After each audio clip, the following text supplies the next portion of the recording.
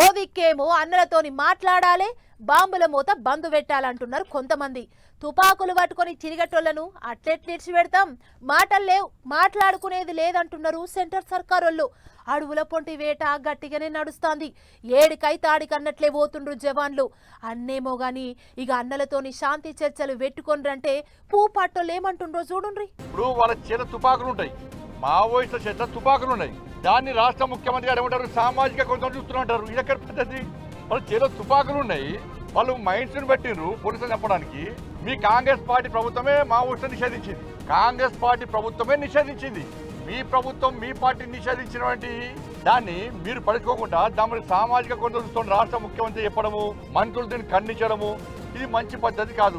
కరీంనగర్ కొత్తపల్లిలో కొత్తగా పెట్టిన అంజన్న విగ్రహానికి పూజలు చేయనీకి పోయిన సెంటర్ మంత్రి బండి సారు ఇగో ఇట్లా మాట్లాడిండు.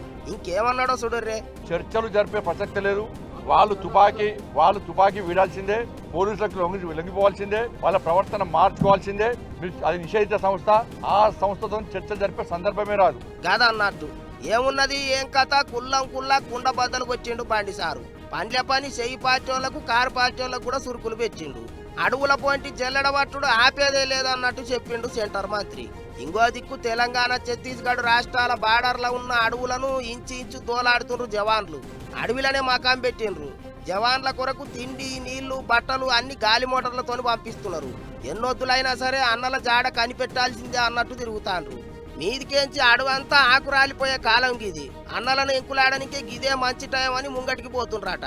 వానలు జోరుగా పడే జూన్ నెలాఖరు దాకా కర్రెగుట్ట అడవుల పోంటి జవాన్ల ఎక్కులాట ఆగనే ఆగదా అంటున్నారు. ఇప్పటికే అన్నలు ఎప్పటికీ దాచుకునే గుహల జాడ దొరకబట్టిండ్రు. వాళ్ళ అత్తపత్త అన్ని కనిపెట్టిండ్రు.